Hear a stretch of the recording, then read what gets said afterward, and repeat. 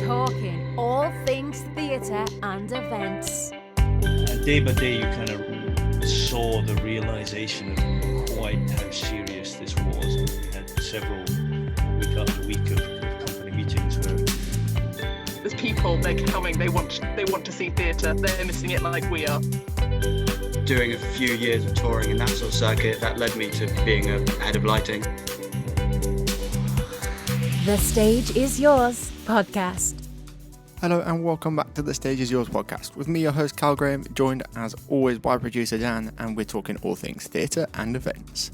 Joining us on the podcast today is Rich Hoxley. Rich is a touring LX number one and has worked on a large range of touring shows. We talk all about his career, how he got where he is today, along with a lot more theatre chat too. Rich Hoxley, the stage is yours.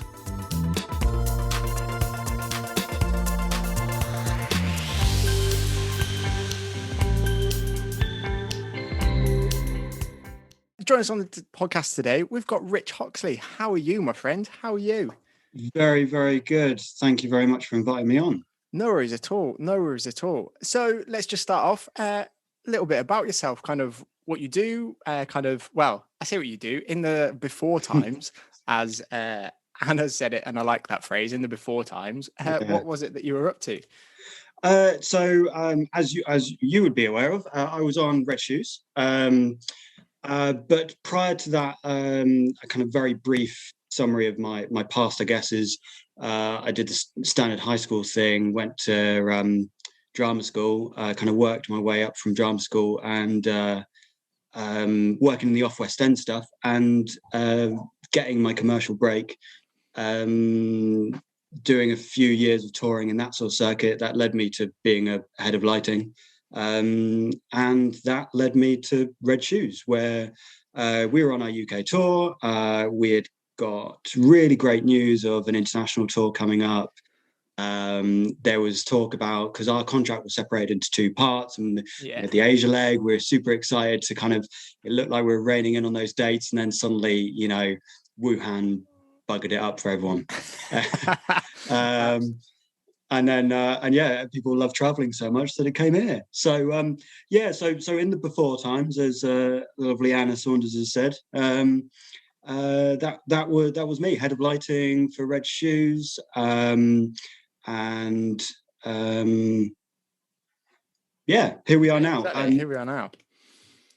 So you touched on that. Obviously, we were out with Matt Bourne's New Adventures with Red Shoes when everything kind of happened, and you touched on that. I mean, we were literally, the week everything got cancelled, we were starting to prep stuff to go to Asia. I can remember being told. Yeah. Well, I think you've mentioned this a couple of times, so I won't kind of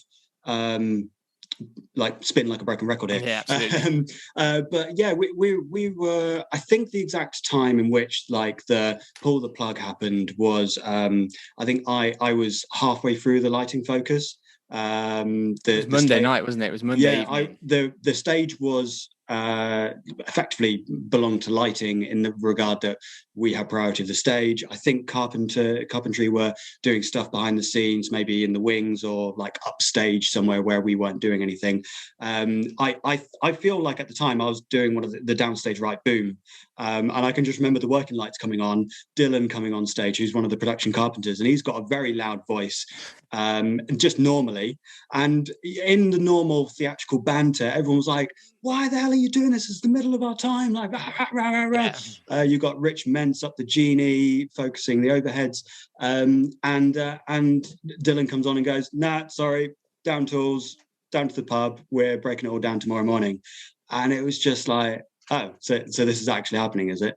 Okay. Yeah, I don't think all that stuff in Wimbledon, and you also operate the lighting desk as well. You get more of a vibe when you're in front of house, but we were in Wimbledon the week before, and the crowd, it should have been much more packed, and people were coughing all the time, and you're like, oh, this is gonna happen. There's no. Well, I can remember us being in Wimbledon, and kind of the whole sort of week there'd been talk of, are we going? Are we opening in Bradford? And it was kind of that, and everyone was like, and kind of echelons of the management were like, no, we're going. And like you said, I think Monday was my day off in the week, so I was like, okay, fine. And I just met up with stage management guys and Erin and stuff in the bar at the hotel we were all staying at, and The honorary digs jury's for the in. whole of Bradford. The jury's in where the entire company stay. But yeah, and Gaz, the stage manager, read the email, and I just remember sitting there going, I know you're like, yeah, you're serious. And then he spoke to Jenny, general manager and stuff, and we were like, yeah, okay. And it was a weird, the Tuesday was such an odd day. That Tuesday. Yeah, the thing is, I'm sure we'll go into this further, but I've been in the theatre world for 9-10 years or so. So I've done my fair share of get-ins, get-outs, fit-ups, all that sort of stuff. Like I used to do fit-ups and get-outs during the day. Like I wasn't show crew. It was a producing house theatre. So the get out would be the next day because there's no real repercussions. Yeah, absolutely. So I've done get outs during the day, but there's a very weird environment when the get out should be at 2 a.m. in the morning, and instead it's at 9 a.m. in the morning. And it's not 2 a.m. in the morning after having worked the whole day. It's 9 a.m. in the morning, starting the day at 9. And also having way more crew than you would normally have. Like when we do the get outs, you went on to sound as you normally would, wouldn't you? Yeah.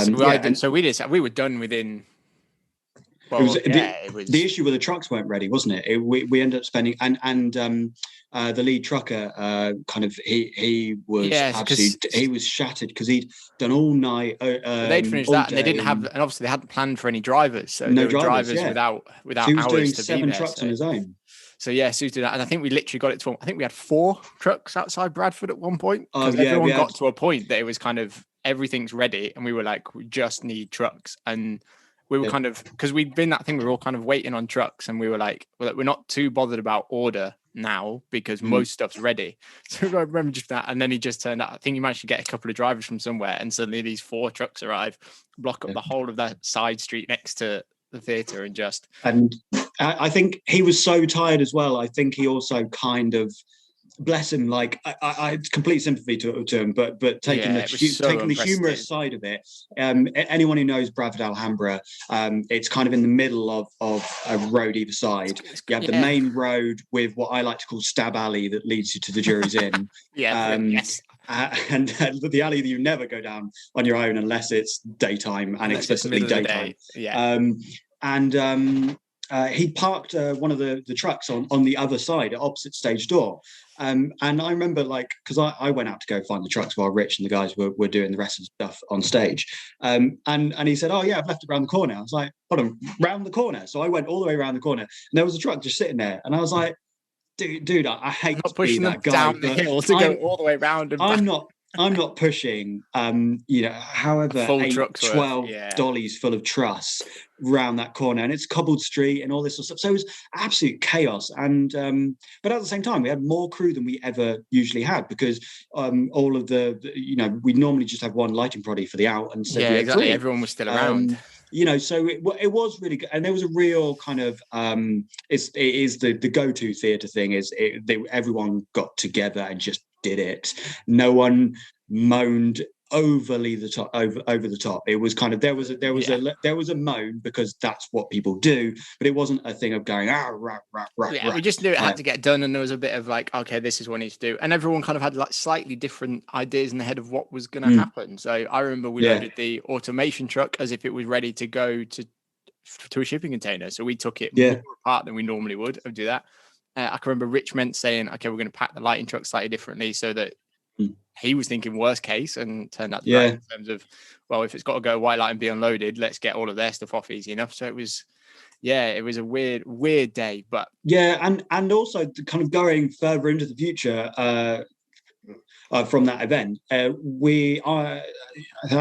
don't think you had any personals with the lighting kit or anything like that, did you? I don't know why, and I still don't to this day, took most of my personals with me. I cannot tell you why I did you're the reason this didn't come back, because you saw this happening. You're the jinx. For whatever reason, I just went, nah, I'll just take my pelly with me. And I can't tell you to this day why I decided to take my pelly and my toolbox with me. I didn't have that many personals on it. I think I left a hammock but most of my stuff was in the sound wagon anyway. Yeah. Well, And, that's the thing. So I think Yoshi and I. So Yoshi was the LX2. We both had a cube, a mutt, whatever you want to call that size case. Each, which actually, to be honest, for my one, it was actually full of truss dolly casters because of the debacle of me just screwing up truss dollies all the time. So I ended up going to White Light to go and actually pick up my stuff, and I bumped into the guys breaking down King and I.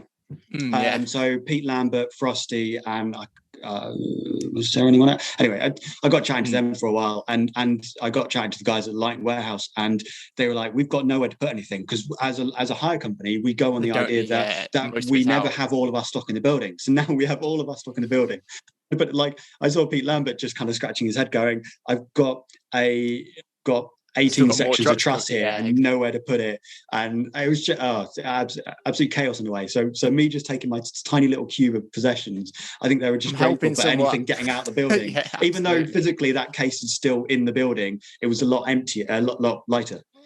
So it can go somewhere. But it's really weird, the like knock-on effect. And I talked to Rory Cormack a couple of weeks ago now, and he said it's I listened to that the other day actually. He said actually he had the same issue, that suddenly they've got these floods of kit coming back that they go, well, it kind of wasn't meant to be back at, and it's so it was weird, that the kind of knock-on weird bits and pieces really. But so we touched on it there a little bit. We'll kind of jump around a little bit, always do.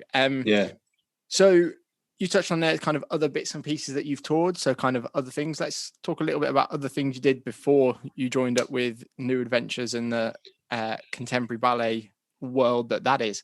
Yeah, so it's kind of hard to kind of pinpoint a theme to kind of start at, and I mean, my first tour was the first Christmas out of university, and it was, I think my job role was company stage manager, but basically it was a elaborate people carrier with like a cargo space at the back, and it was 2 tripods with 4 LED cans on each, and I effectively lighting designed the thing and did it off, I can't remember what program was now, and that was Wizard of Oz, and we did that. So that was my first tour. But I mentioned it earlier, like I had that commercial break, and there was a point in my life where I kept doing off West End, fringe, London based, so never Edinburgh. The amount of times people approached me to do Edinburgh, and unfortunately Reading Festival always took precedent.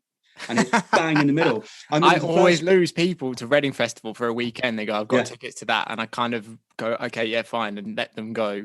And then I come back on the Monday absolutely broken, and I'm like, "Okay." But well, the thing is, I remember being offered 3 or 4 years in a row of being like, "Hey, would you like to come in with a show, or you help put us in? Could you just help us? Whatever it was." Yeah, transfer it.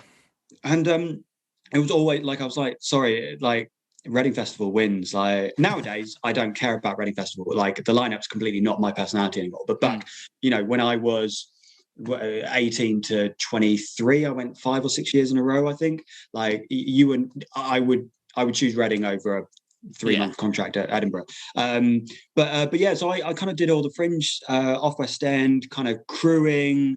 I did kind of everything. I'm stage management trained from drama school, but so like I did the stage manager on book that also does the relight and kind of those sort of things. I then became like a assistant venue tech at the Gate Theatre in Notting Hill. Did that for quite a while, and that was quite a good way into a lot of things because I met a lot of lighting designers and production managers coming through there. So it started off with production managers kind of going, "Hey, Rich is kind of a bit of a jack of all. We've got someone bail on something. Let's see if he's free tonight." And off I go. And then I kind of started. It snowballs, doesn't it? And I used to work for Pirate Crew.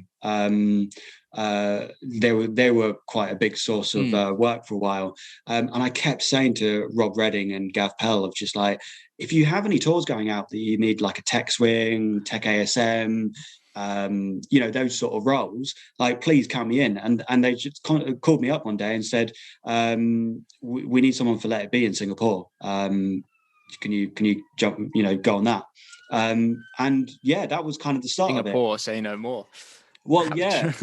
Oh man, I kind of, preempting the fact that I'm so bad with details and dates, I kind of went back from my Facebook to look at pictures to work out when I worked on things. Yeah. So like I did Let It Be in 2014. Like, and I've just got a note down here because I just know I'll forget it. Yeah.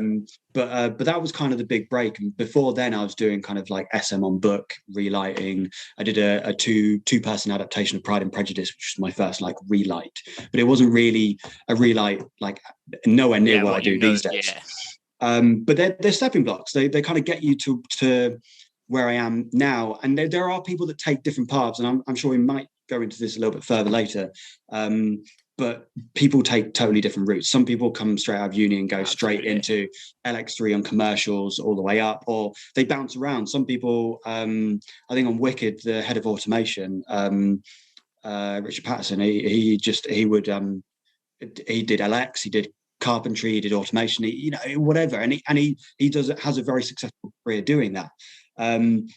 So everyone does a different route, and I don't think there's a right way or anything. But I haven't counted how many tours I've done, but I've done a fair few now, and I kind of, as a little bit of a thing earlier, I was having a look at like the sizes of shows, like LX wise, how many fixtures were in each one, and I've effectively worked on shows that went from like 57 lights all the way to 240, and that's not including practicals. So like quite a big spectrum there. Have I answered that question? I don't know. Absolutely. I think it's definitely. I think it's one of those. I think we all kind of, it's when you stop and you look back at things, you realize just quite kind of the amount of stuff, because you just say yes to it, and we're all guilty of it, that we just jump from one job to the next, and that's it. It's done. That if there's a folder of stuff there, it just gets, I'll put that away just in case it sits on a shelf for years to come. And if it comes back at some point, it does, but you just kind of do that. So actually sometimes just looking back on stuff, you go, oh yeah, I did that. And I did that. And I did that. I forgot about that show, and I forgot about. Well, what was probably at the time one of the biggest highlights of my career, kind of not from like social standing or whatever, but from me personally going, oh man, I'm so proud of this. Like well done. Was as I say, I did Let It Be. This was the original proper version. The full version that was the West End version back in 2014, and then everything else happened up till I'm looking at my dates again. 2018. Where I had been working on Fat Friends the musical as the head of lighting on that. The production electrician on that, Gaz Clowes, he had Hairspray, which is the Mark Goucher version, and they were about to lose the whole LX team. So I kind of said to him, hey, look, me and Pete Fry, who was the tech swing on Fat Friends, I said, look, we're a really good team. Hairspray is an LX1, LX2. Like, move us over. Like, just get the current LX team to stay maybe a couple extra weeks. And then we'll come in, and you don't have to worry about a new LX team that are going to throw everything out. Like, that at least me and Pete will get on, can work together. Yeah, absolutely. We had a really good work relationship, and that's what happened. So we went on to Hairspray, and when I got the phone call, ironically I was in Bradford, and I quite clearly remember it. Everything happened in Bradford for me. It's either Bradford or Manchester Opera House. Everything. But I got the phone call from I can't remember his name now, and he was like, "Hey, out of interest, I know I'm calling you to offer you Hairspray, like officially from like from a financial perspective, like an actual job offer. But would you be free after that, because Let It Be's going out?"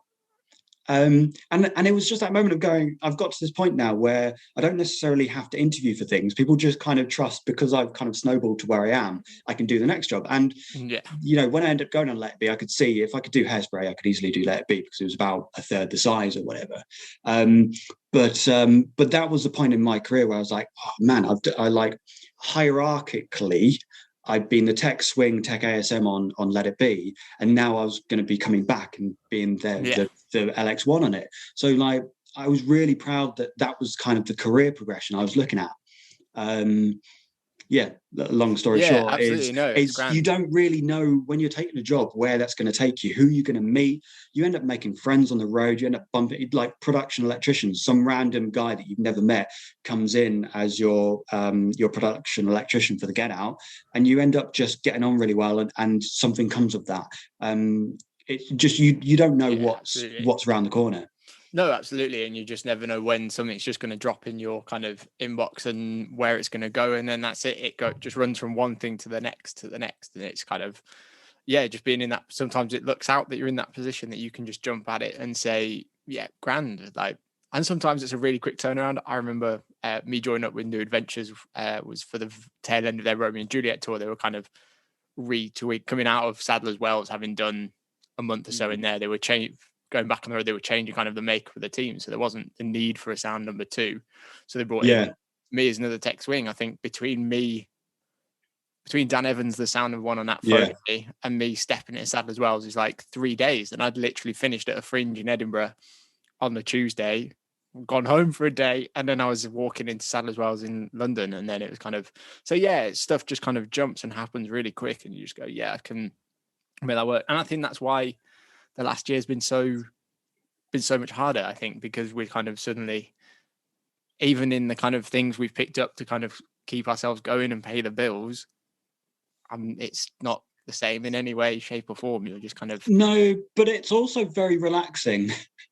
The kind of work-life balance is probably slightly better than it has been for a little while, but it's just a shame that the only time that and I think Rory really pointed this out on your podcast with him, is this the work-life balance in theatre. We sometimes go, I was trawling through some messages and something the other day, and I was boasting to a mate of mine of like, well, I haven't had a day off in 63 days, and I've got 2 days off for this before I go on to the next job, and you have that like stupid, like arrogant, egotistical pride or whatever in the theatre world of going, look how hardcore I am. I can work this many days. Fine. We do 18-hour Saturdays. No worries. Like we start at 12 o'clock and finish at 6 o'clock Sunday morning. No problem. Yeah, we all just like it.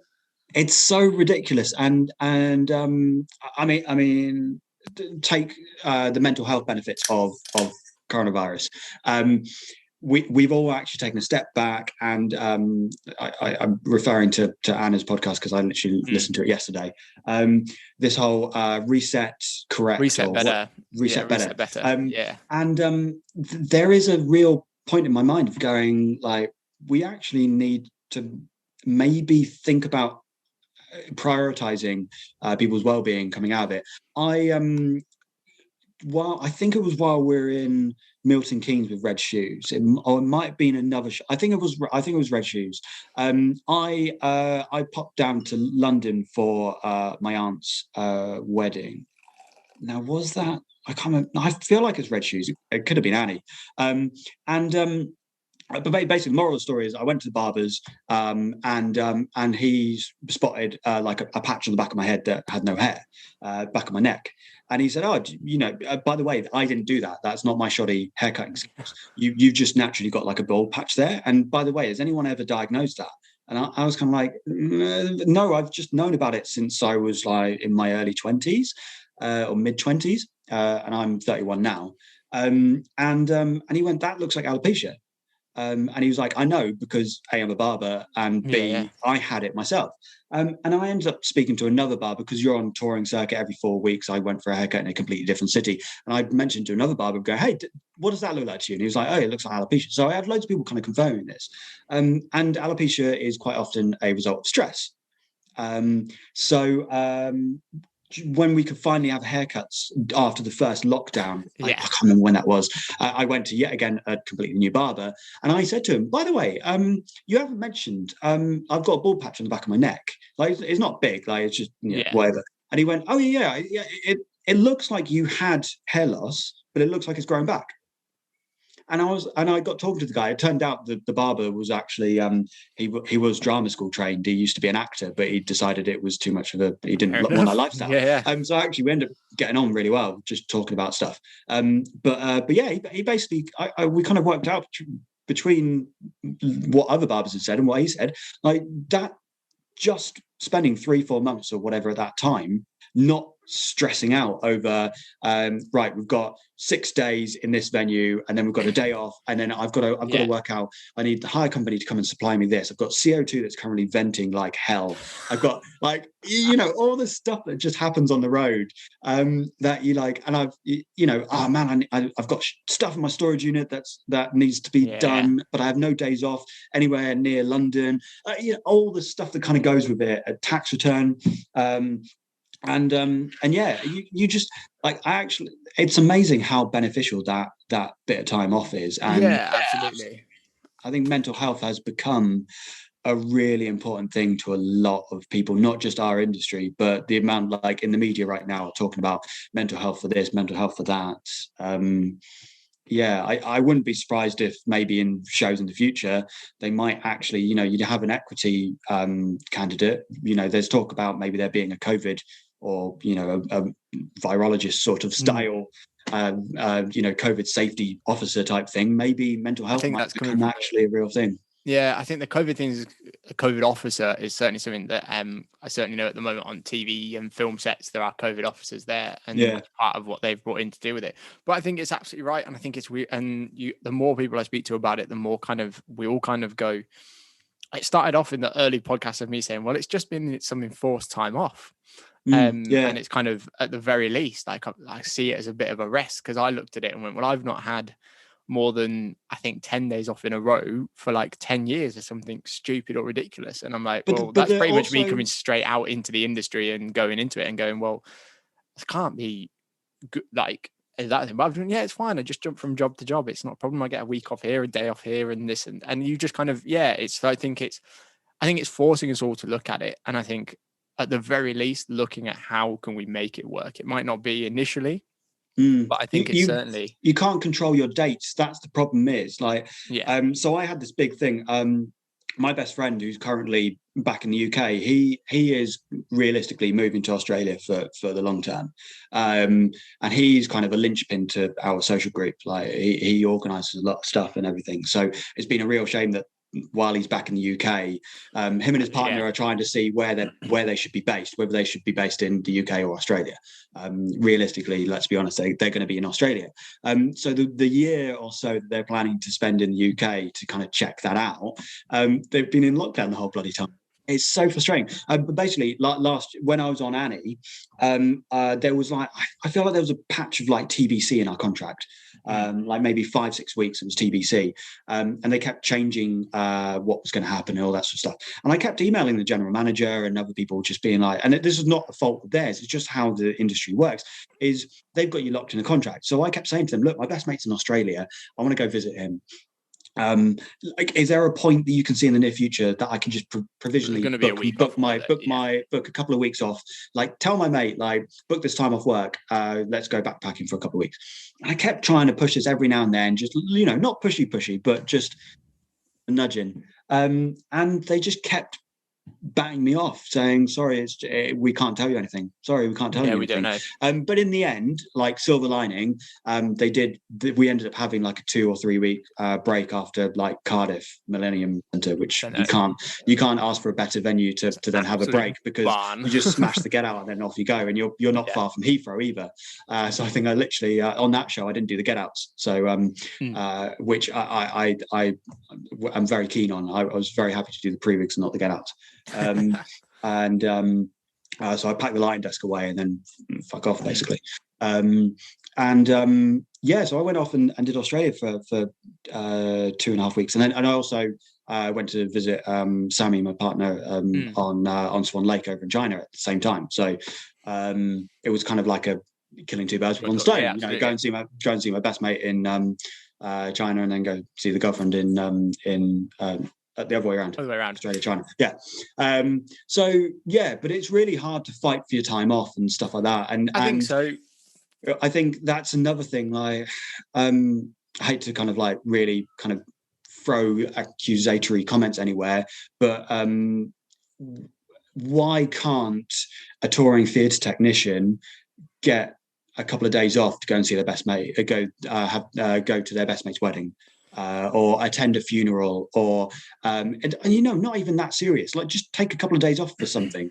Like, Yeah, you kind absolutely. of. But I realize that that's a real big thing to change, because you have tech swings that can potentially cover people and do that sort of stuff, but and they're also there to cover days off and stuff. So it's a larger thing than I just think that. the touring world is a different animal in itself of trying to figure out Yeah. if that's doable, because like you said, there are already the tech swing role pretty much already exists to cover people's days off, and it's a great solution, and it works for that, for what it's meant to do, which is make sure everyone gets that day off within the week.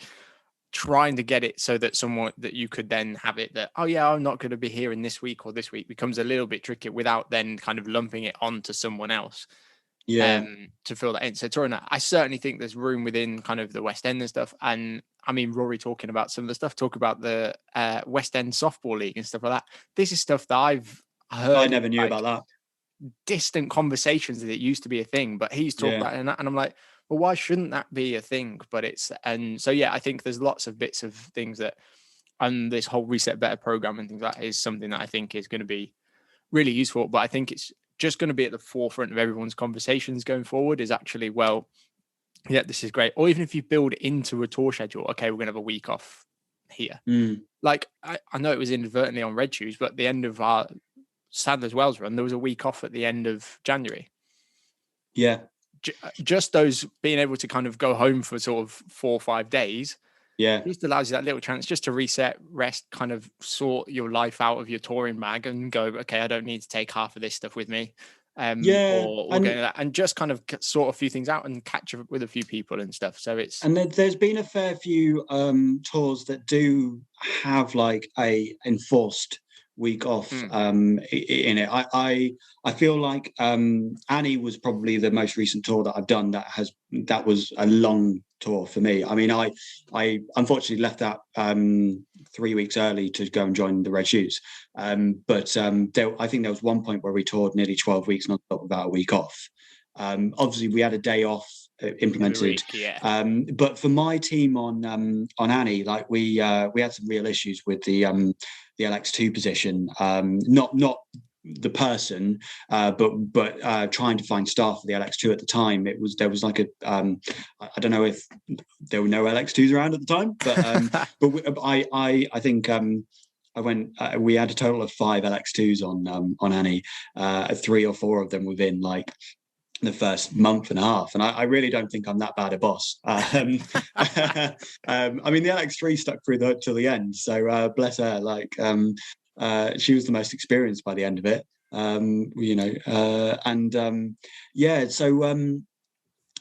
that there was some points where you were just like, oh my god, this just won't end. Like, when can I actually have some respite from this show? Like, I've heard Tomorrow every day for the last it's just, and touring a musical is different. Hearing the same songs all day every day. Yeah, and don't get me wrong, I absolutely I went into Annie thinking I was gonna hate it. Like, I was gonna have to really push myself through it. Like, it's not my style of musical, like music wise. But actually, just the lighting design just got me, and all and the whole production. That was a Ben Cracknell design, and I was actually relighting the show for about 4 months until I actually met Ben, and Ben actually came to see the show. And I completely fucked up the show the night that he went to see it. We dropped in, I think it was LX7. We had an issue with one of the VLs on it, so we motored it in, fixed it, motored it. This was before the show, as part of pre-show checks. Me and the LX2, we motored it back out. But to anyone that doesn't know kind of the principles of motoring out trusses and whatever, you normally have deading lines that will that you kind of put clips on, attach them to the truss, bottom of the truss, and you've got a pre-measured height in which it's trimmed. So I was on the motor control, and Adam shouts to stop. So we check the levels, bump this, bump that. Right, lovely, we're good. Like, I didn't bother like looking up to check. Did the rest of the day absolutely fine. Actually twiddled with some of the lights on the lighting desk. Came to the show. First time the Warbucks door comes in, which is a giant golden door in which Daddy Warbucks always enters an exit, or not always, but it's his feature piece.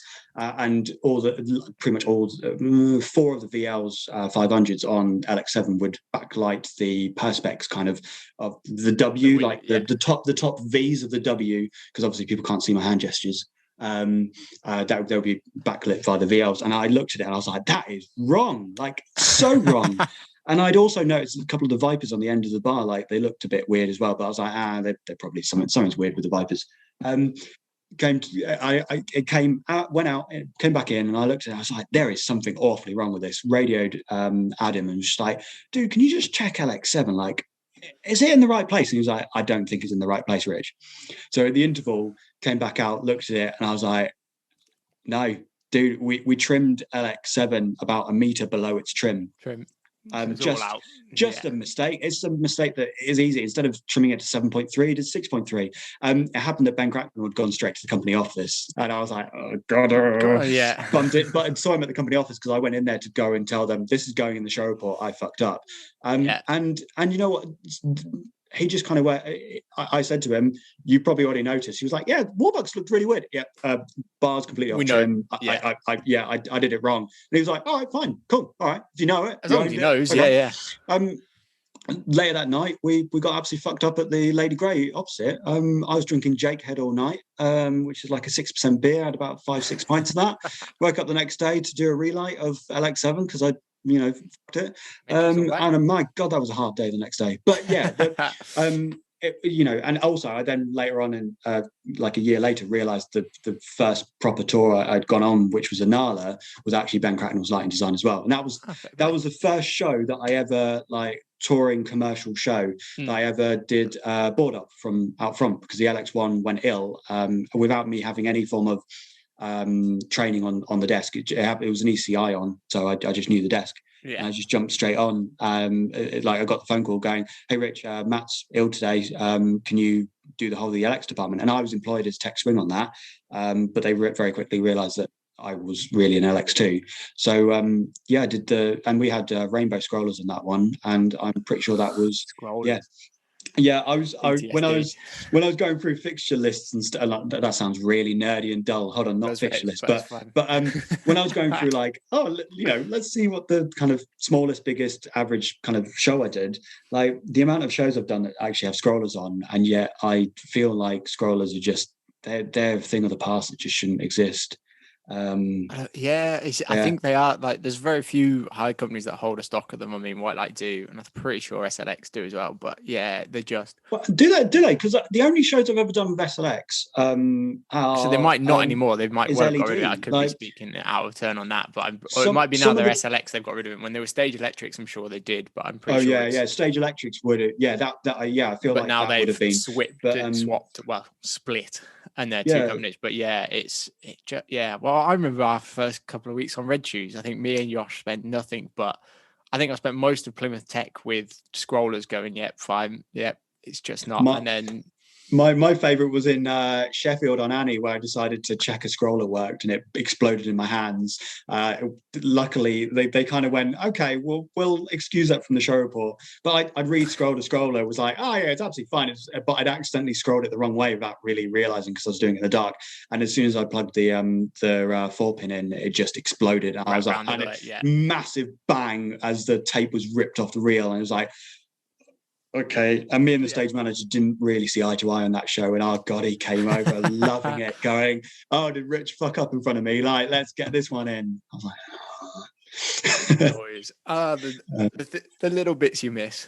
It's just and you wouldn't. Like the thing is, I feel as well, like to future generations, maybe people might listen to this and be like, "Oh, he's currently an LX1. That's what I want to be." Like, I think there is an element of earning your graft, but you can only earn your graft if you're given it. So I have only worked with scrollers because a show has hired them in and told me, you're working with scrollers. I would never optionally choose to work with scrollers. so you have that situation of people, I've been LX number one for maybe like 3 years now, thereabouts, obviously excluding the last year of, but I've never had to use, I don't know, I've never had to relight with a BMFL. I've never had like Roby fixtures. I've never touched them. But so people could be like, how the hell have you worked in the industry this long and you never touched a Roby? Or have you worked this long and you've never used an Avo? Like, it's just, if you're not put in front of those things, you can go and do the training, you can read the material, you can go to a hire company and say, hey, can I use your workshop for a while and learn this light or whatever? But realistically, you learn light on the go. Like, I learned how to strip apart a Max 700 because we had 12 Max 700s that just kept breaking, and they were old, and Max 700s should never be put out again because they are old. They're like a stroller. But unfortunately, a lot of shows, they don't have the best budget to work on, so they hire in the cheaper stuff. But it's only now that like SLX is great, because you, like, every time I've done an SLX show, it's Quantums and Lusters, brand new. And they are brand new, because I feel like, not that I know the full history of this, but I feel like with SLX and Stage Electrics, they've kind of, SLX has bought loads of new kit to support them doing their split. So when it was that, I think Stage Electric sold off a good chunk of stuff just before the split, and then SLX kind of did that, and then they've kind of just gone, well, it's people like the majority of people don't want that thing anymore, and they go and take it. And I think a lot of their idea is if they've got enough of the stuff that people want, then they can put it out at a reasonable price that actually it works out quite well. So it's so it's that. But it's always quite interesting, and kind of people going, oh well, you've got to use this and this and this. And I think there's less of kind of, when it comes to fixtures and stuff, there's less of an industry standard. When it comes to fixtures, I don't think, apart from Vipers, everyone has Vipers. Apart from Vipers, and then which is sort of coming onto an Encore. As it is now, which is kind of that which you're seeing more and more of. But apart from those, really, there's not an industry standard, so you just learn what's there and done it. Desks are a little bit different as a theatre world and an events world, and there's definitely it's there. But realistically, the theatre world isn't going to see MA3s for a little while, so it's that thing of going, one of the first things I want to do when I can do it is go to Ambersphere and learn an MA3. But actually, it's been a while since I've done an MA2 show, so I need to relearn MA2 before I start looking at MA3. I still think it's going to be, and it will still be a couple of years before MA3 is actually at the point that it goes past what an MA2 can do, because they're just constantly updating and tweaking it. So I mean, I might be out of the loop here, but I feel like a lot of people are still running MA3 on MA2 software. So correct. From what I know.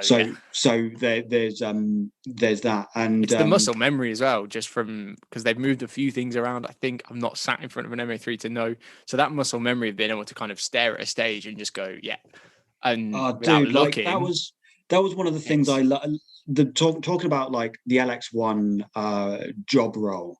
The relight is the bit that really gets me. Like I'm calling the generic focus and doing the generic focus. That's like a necessity, but the moving light focus is what I really like thrive off, and I love the Red Shoes moving light focus, and I love the Annie focus as well. But Annie was a different way, because we didn't have a full tech warehouse. We just did particular songs, and I called in certain bits where I was like, can we stop here because I need this? And often people would be like, why the hell are we stopping for LX?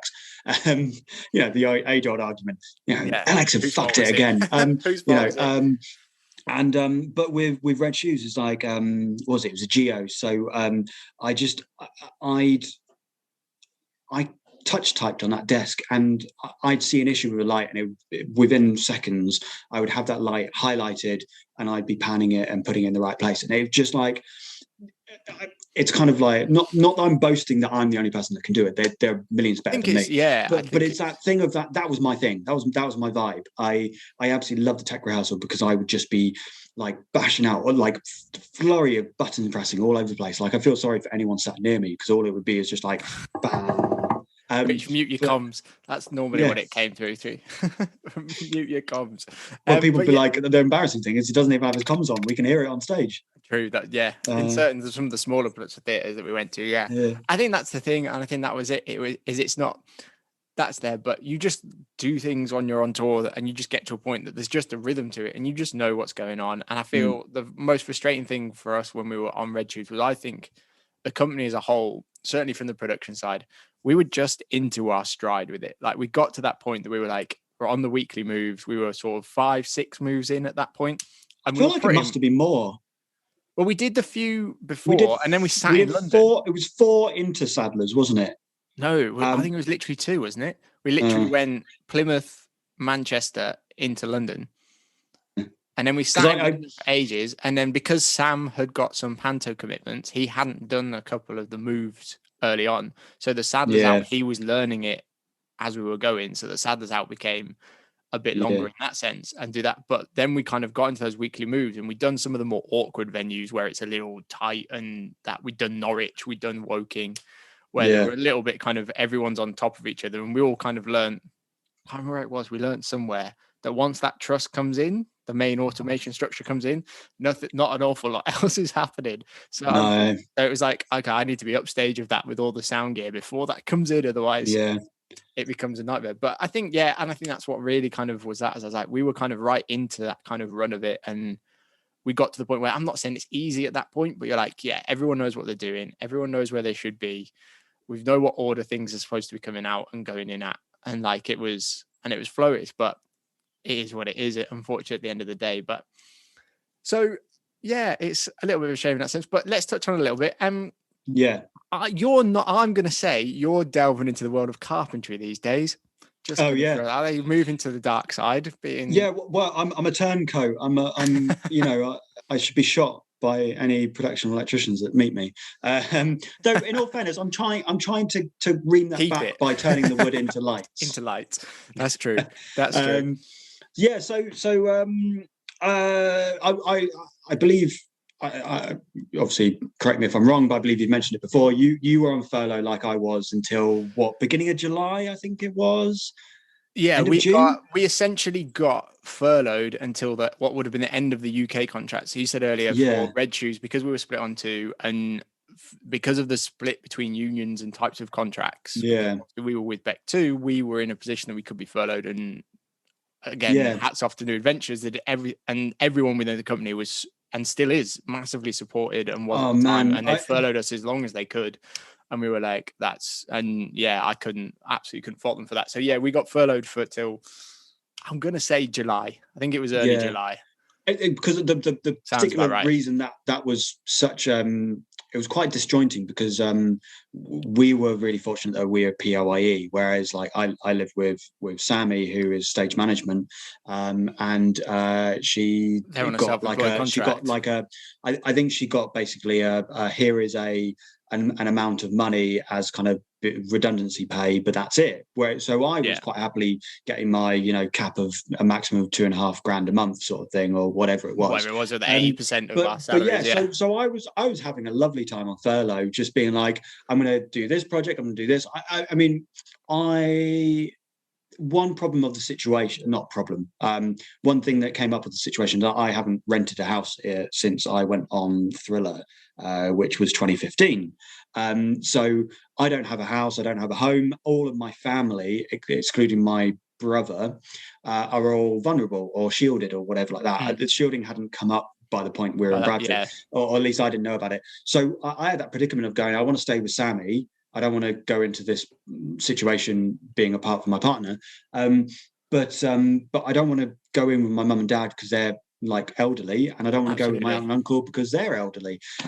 So I used to go to my aunt and uncle's place quite often because it was London, and they basically have a spare room that's permanently mine. But it means all my possessions weren't.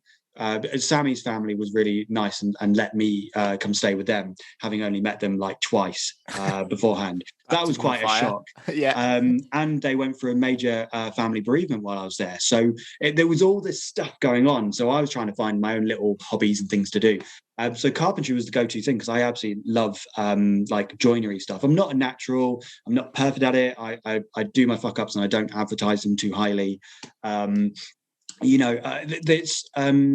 Hoxcraft carpentry was what I created. Started with like river tables and live edge kind of tables, which is basically where you pull the bark off, but it's basically a tree sliced in half.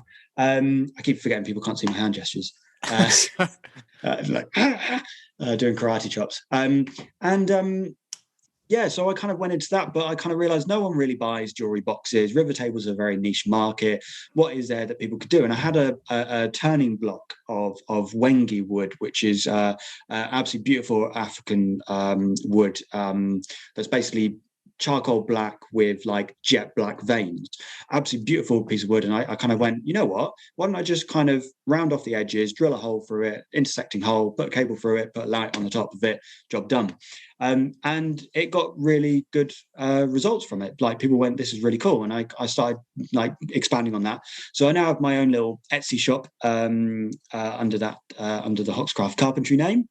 And I have a modest amount of sales from it. I've started making some coasters from it. I bought myself a new guitar recently, so built guitar stands, and yeah, complete turncoat and a betrayer to my kind. However, like it's a hobby. Like to get to make an income as an electrician without any real electrical degrees or qualifications, it's impossible. There's so many rules. Like I have someone that I mentioned earlier that I went to Australia to see my best mate. Someone we met on that trip messaged me saying, I love your lamps, can you send them to me in Australia? And I've been chatting back and forth with Jimmy for weeks, being like, dude, like I struggle enough getting the CE mark accreditation, the EU declaration of conformity, all that sort of stuff, let alone the fact that I have no idea what I'm doing in Australia. Regulations, yeah. I know it sounds really dull and boring. I can't send this because I don't have all the rules and testings, but to test a product, you thousands of pounds. So basically, it's really good. It's kept me really busy. It's been really good fun. There are loads of people not on the West End network that have my stuff. And they've all come back saying brilliant stuff. Like everyone has reviewed me with like 5 stars. Like I feel like I'm kind of like advertising. Go check out my shop. It's one of those. It's absolutely like it's, and obviously the Not on the West End podcast literally came out last week, so it's, and listen to it. Anna's lovely, and talking to Anna and stuff like that, and just the sheer range of stuff that you're seeing on that, and what everyone turned their skills to, and what they've been doing. It's incredible. Was ridiculous, and I think it was, and massive props to Anna of just bringing all that into one place, of kind of showcasing what's there. And I said on that podcast, I think you've only got to look at what has come out of Red Shoes and the small group that we were on that, of what people have turned their hand to and started creating and doing. And you're like, and just the sheer range of stuff that even people have got up to and what they're doing on that is, and that's just one show. And then you've got that. And I mean, I don't know if you mentioned Gemma doing the stained glass. Stained glass. You've also got Erin, who started doing the kind of female candles. Body naked candle things. Naked candles. And I feel there must be someone else in the Red Shoes world that's doing it that we might maybe just don't know about. But it is amazing. I would point out that I do have like a full-time job as a carpenter as well, which is probably like nailing the coffin in properly. But yeah, basically so I do like the lamp stuff to get my electrical fix. Talking about cables with 0.75 CSA, like it's great. Like, that keeps me like okay with the lampy world. But yeah, my day-to-day 9 to 5 is building tables out of scaffold boards for another Etsy shop who employed me through Indeed. And the main reason, and actually this is another kind of maybe testament to how connected the theatre world is the people that employed me, George and Rosie, so the company's Rustic Timber Co. They mainly employed me because I had on my CV that I worked in theatre, and Rosie was training as a ballet dancer, and I think she basically gave that up to pursue a different career instead. And George was working for Smile, which I'd never heard of at the time. It's SMYLE rather than I, and they're basically like a event kind of corporate commercial, like building stages and stuff for and scenery. So they mainly employed me because they went, here's this out of work theatre guy, and he seems to be okay at carpentry, because I sent them like a portfolio of my river tables and my lamps and stuff. So it's a testament that theatre people, even if you aren't really to like maybe touring to the way that we are, still kind of look after each other. Like it's kind of quite humbling in that way. And it is amazing that like I just bought someone a birthday card today. Well, it's not a birthday card per se, but anyway. And I my go-to thing was find someone in theatre that does it, because I need to support these people in any way I can. I don't think there's been a single present or gift I have bought in the last year that hasn't been like from not on the West End if I can't try. Because I do feel like there's a lot of people in a privileged place that actually like my parents actually admit to me the other day, they're retired, they have a pension, all this sort of stuff, because they can't go out and spend their money. They're actually in quite a good place, and they're like, we want to offer you money where we can, we want to support you where we can. And obviously parents are biased in that way, but I do feel like there's a lot of people out there that have been furloughed this whole time and aren't in a bad position that could potentially help others. So I kind of feel I'm not in that idyllic position, but where I can, I want to support people that are in a bad place. Yeah, absolutely. And I think or less good place. Yeah, you've only got to look at kind of the outpouring of support from the kind of theatre industry of that sense that we're all in it to do that. But the point that Rory made in another podcast we talked about was that without this happening, lots of us would never have had time to pursue these other kind of side hustles and things. Completely. And stuff like that. Even down to just simply us sat here chatting now. Well, I would have never had the time to actually sit up and talk about this podcast. Myself and Erin talked about doing a podcast for weeks on tour. Like going, we should do it. And it started out as one thing and it's kind of developed. And then when second lockdown happened, I was like, do you know what? Let's just do it. I've got time on my hands that I wouldn't normally have. So let's do it. And so it's kind of going, well, okay. And then there's that really weird sentence that I think I said to Anna of, in the weirdest way possible, I hope this isn't what people end up doing long term, because I want everyone to get back to what they were doing and what they really enjoy doing. Not that I want what they've done to end, but it's a real weird thing in that weird position, in that sense that everyone's found these amazing talents and or be able to showcase these amazing talents and create products like yourself, but actually you'd have never had the chance to do that if this hadn't happened. Or not ever thought of doing it. Like absolutely, the lamps effectively came out of desperation of me going, let's be realistic. My CV is a nightmare for what we like to call, or I like to call, muggles. So that's not an insult to anyone that isn't in theatre, but theatre people are wizards and fairies and wonderful people. That's right, backstage fairies, absolutely. And then you've got like the real world people, the people that actually do kind of jobs that maybe the world rotates on, who are the muggles. And that's meant as no offense to anyone, but that's just an endearing term that I've come up with. I would never ever think like working at Argos or working for Sainsbury's, retail, kind of warehouse work, any of that sort of stuff that isn't within the theatre sector. I'd never in a million years like look at my CV and go, yeah, they'll employ me. Like, look at that, like, great. But Rory touched on it on the podcast you did with him about the guy that did the festival with him, that they ended up going, you're really, really good at doing logistics and you've completely changed our shop. And you kind of realize that people in the theatre world, that we do have really transferable skills, but the problem is that they don't look transferable. And one of Sammy's friends who works for Google actually went through mine and Sammy's CVs and kind of said, look, to make this, and he works for HR for Google, so he knows his stuff. He kind of looked at our CVs and went, God, that's trash. Like, it may be great for the theatre world, but God, you're not going to get anything. A theatre world CV is so unique. It's so unique. I sat there rewriting my CV going, how do it's all about the real world CVs, as far as I've understood it from Matt, is it's about like showing things in data and numbers and goals and targets and stuff like that. So I've now rewritten my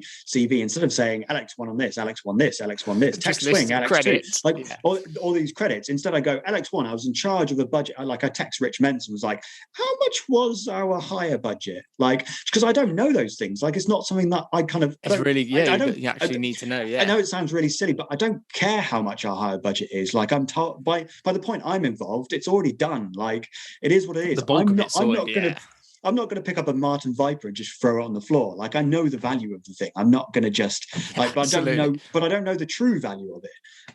So like, and I can't remember what figure he gave me, but like, let's say the hire cost was like 20 grand a week or something. I don't know. But like, it's stuff like that, putting that in your CV of going, you know, I'm responsible for relighting for Olivier Award winning designers or something like that. You know, stuff that kind of, you wouldn't ever boast about that really, because you're kind of like, you know, people who know who Paulie Constable is, people who know who Ben Cracknell is, like, you know, people who know who Matt Bourne is. No, there are people out there that don't know who Sir Matthew Bourne is. You talk to people and you go, oh, I was involved in this show. They go, oh, I've seen that. And you're like, yeah, that's what I did. But it is that thing, like, so when I interviewed for Annie with the production electrician for Annie, which is Chris Vaughan, it wasn't an interview per se. I was in Basel with Let It Be at the time, and it was a Skype call. Those days before Zoom, remember Skype? Skype. And we must have been on Skype for about 40 minutes in total, but it was 30 minutes into the call that he actually went to me. I don't actually have your CV in front of me. Can you send it to me?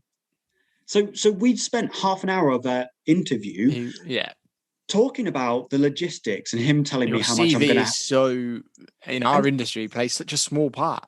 Realistically, it's so. But the irony is, we spent all that time on that interview discussing all these details and all these facts, when all it came down to is when I sent him the CV, he looked at it and went, oh, you worked on Wicked. That means you know Phil Brazier and Pete Lambert and this person. Oh, you worked on this show. So that means you know this person, this person, this person. So after all, he doesn't really need to see my CV except to go, right, so I'm going to be calling Pete Lambert and Phil the minute this is over. Yeah. And in that point where he goes like, oh, Phil used to be the LX1 on Annie the last time I went out, and I went, yeah, well, he's a mate of mine, and I messaged him before I applied for the job, and he said, yeah, go for it. It's right up your street. So like, it's so interconnected, and in the end, ironically, just to go full circle on that, because of our issues with LX2, you know, letdowns and people not being to do the contract. Phil Brazier, who was the LX1 when it originally went out, came in as my LX2 for a week. Like, and it's just the weird stuff that kind of goes around. He was working on Blue Man Group at the time. So the irony of, like, you know, LX1 of Blue Man Group came, who was like, he was 2 tiers above me when we worked on Wicked. He was LX2 and I was Tech Swing. And then he comes back and he has the modesty to come in and be like under me from the hierarchy perspective, and actually it was a godsend, because we're really fighting to get all of our workload under, you know, the start of the tour. You've got all this stuff you're trying to find your head around. So I end up saying to him, you know the show well enough, I don't need to teach you how to use the board. Can you just operate the show for 3 or 4 days in a row, and I'm going to just sit backstage and do logistics and paperwork and get all my shit sorted. And he was like, yeah, I'd absolutely love to do that. And there was absolutely no issue, because he's a really good guy. So, but that's kind of how everyone knows everyone in some way. Like, I feel like it doesn't take much to go through a few people and suddenly, oh yeah, I know. So, and it just knocks its way around. So you've got to be careful who you piss off as well.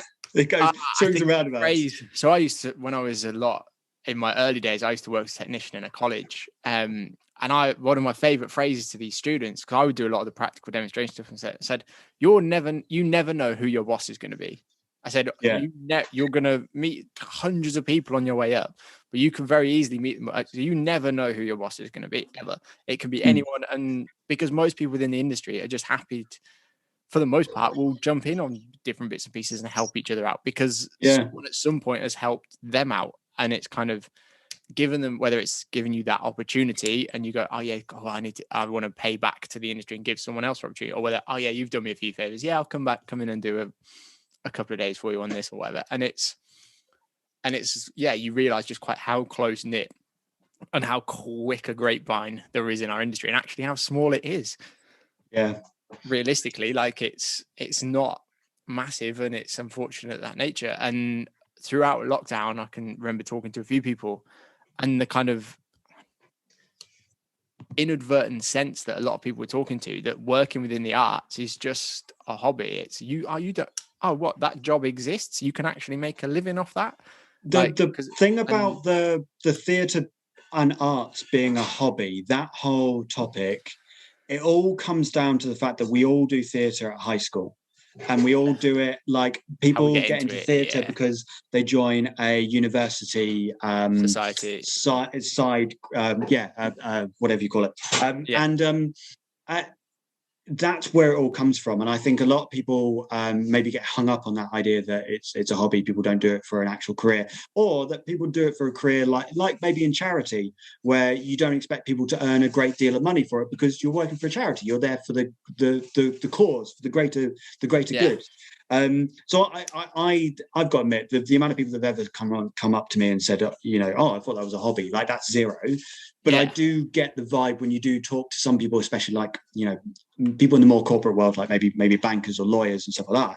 If you do come across them, they do seem to not get it at all, or not get how.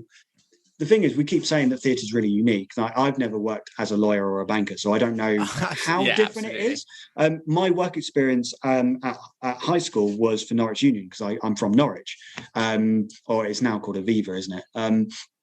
So that's my only real experience of office work, and all I did there was do Excel spreadsheets and make coffee. So I don't really have an idea of what office work the kind of is. notion of a kind of office 9 to 5 and stuff I can't remember the last time within theatre I worked anywhere close to a 9 to 5.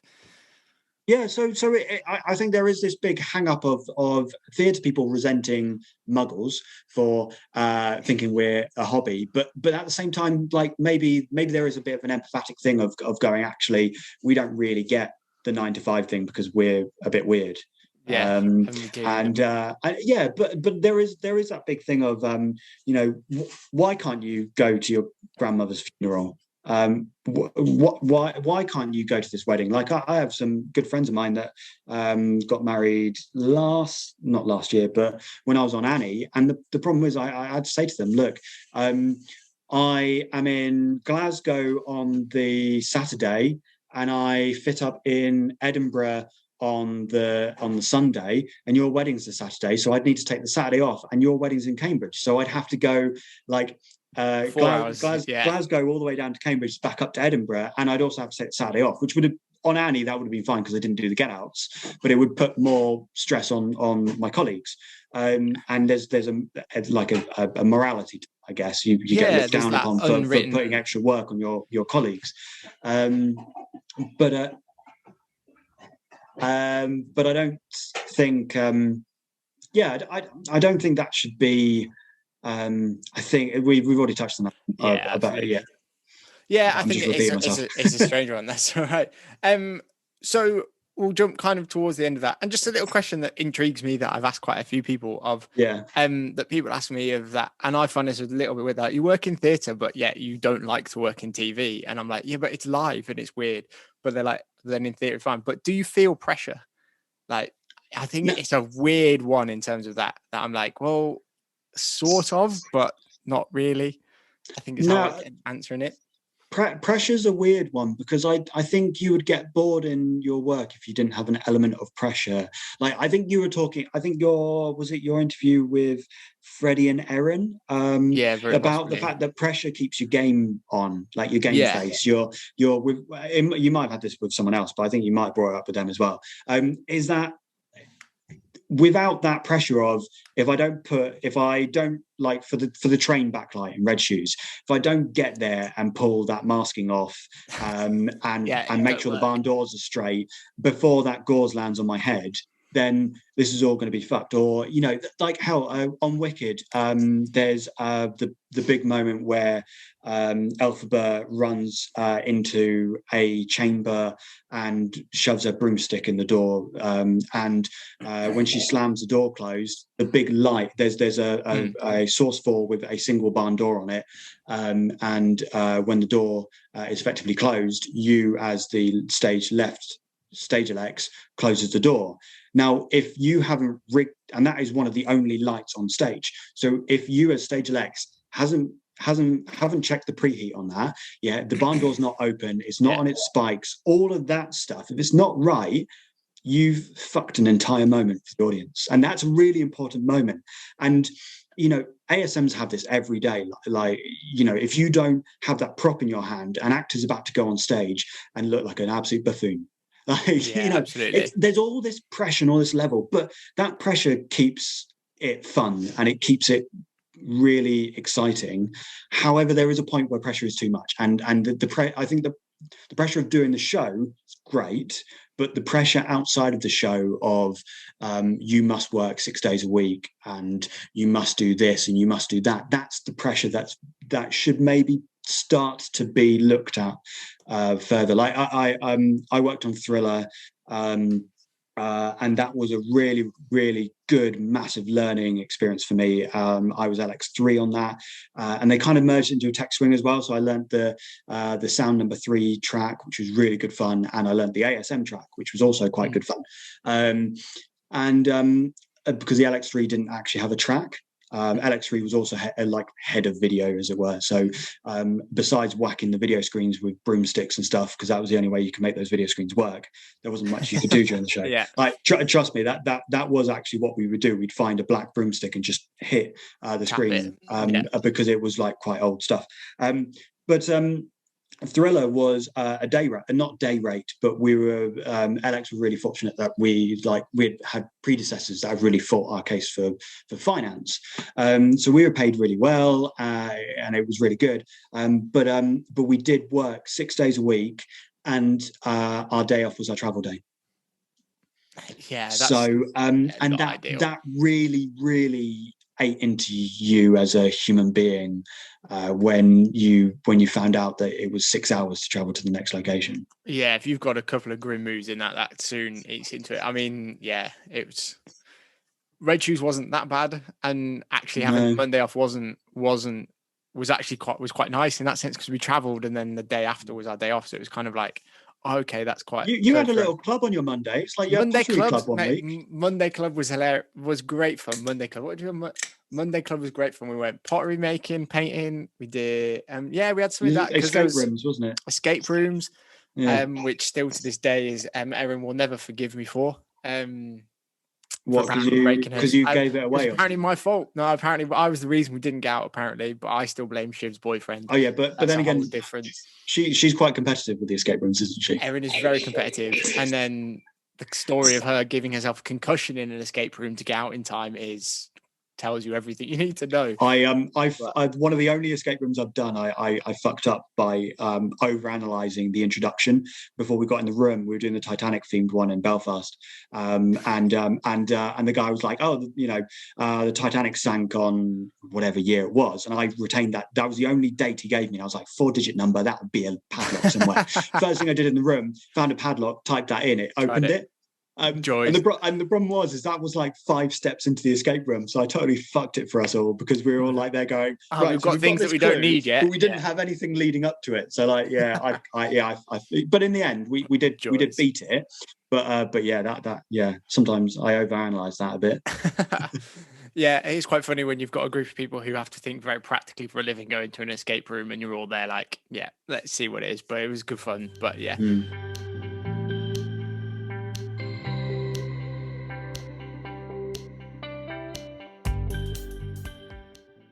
Well, we'll jump into kind of the last part of the podcast, which is our wrap-up questions, which is kind of, like I said, everyone did that. And they're a little bit random and have turned out to be a little bit more difficult to answer than I thought they would be. Yeah. But it's quite interesting that. And the first one very much depends on how I phrase it, and I keep changing it slightly. And as people answer it, it keeps changing a little bit. And I loved Rory Cormack's answer of, if I could go back to the first Woodstock. So that kind of changed it a little bit. And I was like, that's okay. If you had a dream show or gig to work on, or that you could be a part of, what would that be? Yeah, I totally meant to think about this a bit further. I think without sounding really boring, I think I'm not far off Rory. I think I would absolutely love to work in rock and roll. I have touched on rock and roll. I've done Club and Common Festival and a couple of things like that. But to be behind the lighting desk for like a band like Iron Maiden would just be or Linkin Park back when Chester was still with us. But I was thinking on a more theatrical level. I've really I did the ETC did a release of the augmented software, which was like their relighting software, with the Hamilton show file. And recently with Disney having Hamilton on it, we've watched that a couple of times. And actually, as far as musicals go, I actually really like Hamilton. So I think Hamilton will be up there as being like, if I got offered that in the future, that would be really good fun. But all I think life complete goals, dream job thing would be front of house, desk, board operator on some prolific band like Alter Bridge are like one of my favorite bands. I'm really big on my post-rock music, and post-rock is kind of very emotional and ambient music without the lyrics, so it's very music driven. There's a band called Alcest who are French, and I've seen them live a couple of times, and their lighting, for the first time I saw them, their lighting was like, fantastic. The second time I saw them, it was a bit dull, so I was like, I could have done that so much better. So yeah, they're you know, and I couldn't have done it so much better because I've never done rock and roll lighting. But yeah, I think if I'm to like pin down to one thing, it's got to be that. Grand, amazing. Second question, what's your change slightly again, but being who we are in the production world, what's your go-to post get out snack, or that snack that you've got on a get out? Well, it's obviously your Mawams. Yeah, absolutely. See, me and Erin keep a whole team going. Erin's got normally Starburst and stuff, because Erin caters to everyone, because anyone can eat Starburst, whether you're vegan or whatever. I just walk around with loads of Mawams because fit in the pocket quite easily, and yeah. It's got to be something that's that can be left in your pocket and not melt. So like Starburst would be quite a good thing. Mawam stripes are good for that, like you do, because they're individual and they're quite hard. If it was when I got home after the get out, it would be like super buttery toast.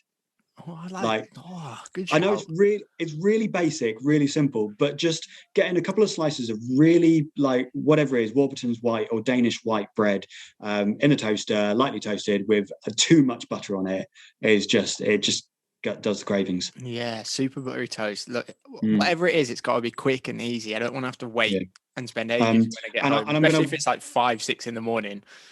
And I'm going to one up all the previous people that have said lager and say it has to be a really wanky craft beer.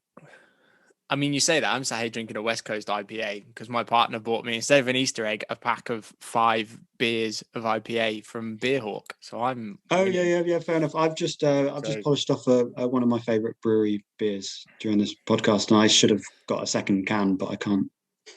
Yeah, that's all right. And final one. If there's one thing what's the one thing you know now that you wish you'd known much earlier on that probably would have made your life a lot easier? Don't be so serious. Absolutely fine. I've had the issue, this is me personally, is I can be sometimes too serious about things, or not get the banter, or not have the right sense of humour. The theatre's all about banter and just it washing over your shoulders. Don't be affected by what other people say and what other people do. Don't be defeated by those times you really hoped you'd get that job and someone else got it. Like the theatre network is a wonderful thing, but it does have its side effects of because everyone knows each other and stuff like that. You may be the perfect candidate for that job, but unfortunately someone else was already in mind, or someone went down the pub and stole it off you. Like don't be too serious about things, thick shoulders, get on with it, and just don't be too serious about it and just keep going. Keep grafting, because and like you said, you never know, and I don't know how true the story is of how the Stone Roses got signed, but you never know who's about. You never know who's watching, and the story of the Stone Roses, that they got signed to a gig that I had about 5 people in the audience, and one of those happened to be from a record label. Well, they performed as if it was a few thousand people. You never know who's about, so why should you ever do anything half-assed? You just, whatever job you're on, work hard and do your best. Rich, this has been an absolute pleasure, mate, catching up as well. Yeah, totally. Absolutely. It's been a pleasure chatting to you. Best of luck with whatever's up for you next. Thank you very much. Yeah, we'll see what the next few weeks. We're getting close to that deadline. We're close to hopefully some things coming back. Yeah. Thank you for listening to the Stage Is Yours podcast. Want to know more? then head over to all of our socials. You can find us at Stage Is Yours Pod, where you can catch a cheeky glimpse at some of our upcoming guests, and subscribe to our YouTube channel to make sure that you never miss an episode. This has been the Stage Is Yours podcast, talking all things theatre and events. Until next time.